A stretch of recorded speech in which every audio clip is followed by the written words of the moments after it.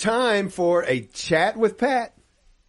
Oh, that's great. And today I'm excited. I'm always excited to talk to all these great people. But today I have Scott Smith with me. And if you do happen to listen to the Virtuous Life, he was on the week after Easter. And Scott wrote a book on near-death experiences.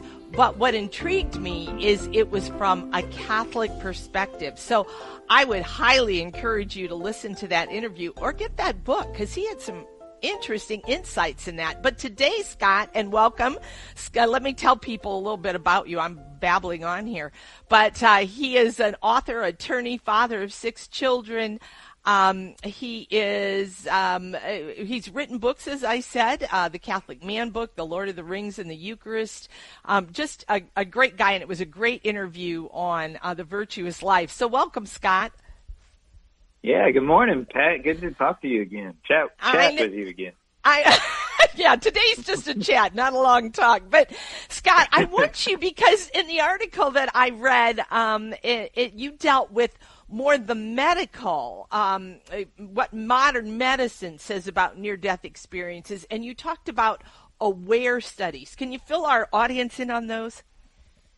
Sure. Yeah, now there has been 2 AWARE studies. AWARE stands for Awareness After Resuscitation, and these are really interesting medical studies because they're multi-continent. It's like 18 different medical institutions are collaborating to study the phenomenon, a supernatural phenomenon, near-death experiences, which is amazing for medical science to be delving into this kind of subject when for so long, if it wasn't provable in a laboratory setting, it wasn't truth, it wasn't reality. So it's really, really interesting studies.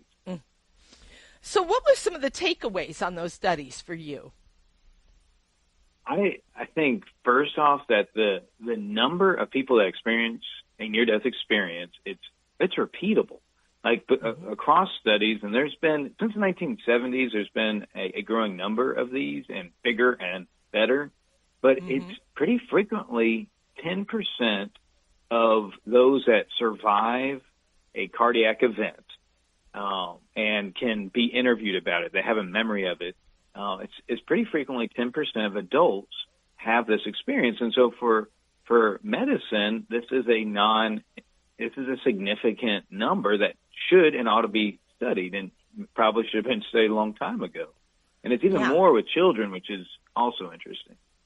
So, Scott, can you kind of tell our audience what are some of the common characteristics that the medical researchers found in these NDEs?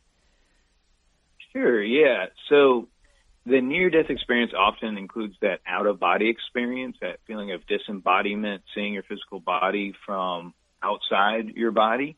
And what's interesting is they created experiments to test just that, like to show images would be placed in the room that you could only see, like on a high shelf, face down. You could only see that if you were above your body. So finding experiments to test these different characteristics. There was the tunnel experience is very typical of near-death, the intense light, some experience with the divine, intense joy, and a life review, like a very thorough examination of conscience. And then ultimately a decision. Are you coming back, or are you staying and continuing on here? Yeah. So as you read through all those experiences on these AWARE studies, was there any one that kind of sat with you more than any others, or anything new from your perspective? Well, I did enjoy in these medicals, because, in the book we go through Teresa of Avila and Padre Pio and Pope St. Gregory the Great, which those are just shocking to hear these from doctors of the church. But in the medical studies, they were pretty shockingly similar to Scripture descriptions of the afterlife. One man, a 57-year-old man, recalling the events, what he said, he said, when I emerged, I described a very beautiful crystal city. There's a river that ran through the middle of the city with the most crystal clear waters. And, if you're familiar with the book of Revelation, that's very similar to the river of the water of light, bright as crystal, flowing from the throne of God and the Lamb. So it's just, you see in these descriptions, which it's always amazing when somebody can describe these things that are indescribable. You see things that match what we know from our revealed faith from the Catechism. It's just spectacular. And in your book, you talk about it, and we went in depth on this on the Virtuous Life, but you talk about saints that appeared to have kind of a near-death experience. Can you tell us just a little bit about one of those? Sure. It's so hard to just kind of dabble in these. Saint Teresa of Avila, that one is crazy. It's remarkable. It's beautiful. She was dead for 4 days. They had put wax on her eyes. They had said her funeral mass. They had prepared her tomb. They were about to put her in it when she came back. And then she described what she saw. And she saw some fruits of what she could accomplish in life, if she went back to life. But she also had an experience of hell, which is crazy to think about. A doctor of the church, St. Teresa of Avila, one of our, paragons of holiness, that she would describe possibly going to hell. And she said that was one of the greatest, most important experiences of her life. Yeah. And it seems like that those glimpses, because I think, and I'm not an expert on St. Faustina, but I know I've had people tell me in her diary, I haven't read it yet, that she talks about a vision of like purgatory or, I don't know, hell or purgatory. So it's almost like sometimes God gives these people a glimpse of that so that they can share with us the reality of that. Is that how it seems to you? Oh, yeah, and so timely with Divine Mercy and St. Faustina. She and St. Margaret Mary both experienced souls coming to them, asking for prayers to be delivered from purgatory, from the purifying fires, which these souls described as, they are experiencing flame burning them, but that the pain of that is far exceeded by the pleasure, the joy of being so close to seeing the throne of God. Right, the proximity to heaven, that joy overwhelms even burning, which is, it's such a beautiful, and they even say that ingratitude never enters into heaven. Yeah. So, Scott, one of the things as we kind of get ready to close out here, you were a little skeptic about this NDE stuff, and then you got into it. What do you think now?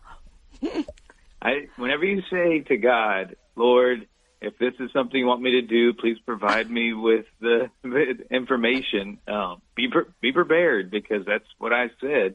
I was skeptical, and I think we're right to be skeptical about this phenomenon because it's been mistreated for most of human history with necromancy, and even now, the New Age. That lots of books out there about this from a New Age perspective, which are dangerous ultimately, and I think that's why I wanted to write this book, was to provide Catholics and other Christians with a safe harbor where they could read about this phenomenon in a safe way. Well, Scott, thanks so much for taking the time to be with us today. I know you got bumped from last Monday because of the Pope's death, so thanks for making time for us. Of course. Great talking to you again, Pat. All right, Scott, take care. Hey, Pat, you have to admit it's a little ironic that the man who's coming to talk to us about the afterlife got bumped because the Pope died. Yeah. I know. I'm just saying. I know. Yeah. I was thinking, well, geez, we could have still talked to him. Oh, that was fabulous. Yeah, what a fabulous, great chat that was. And again, so glad it was that great because I love his name, Scott Smith. That's Scott good. Smith. Yeah. And again, if people can go back to On Demand and find that show if they want to listen to more about it. He was excellent. Yeah, that was a great show. Virtuous Life on AnnunciationRadio.com. You can always find all of the episodes there, by the way.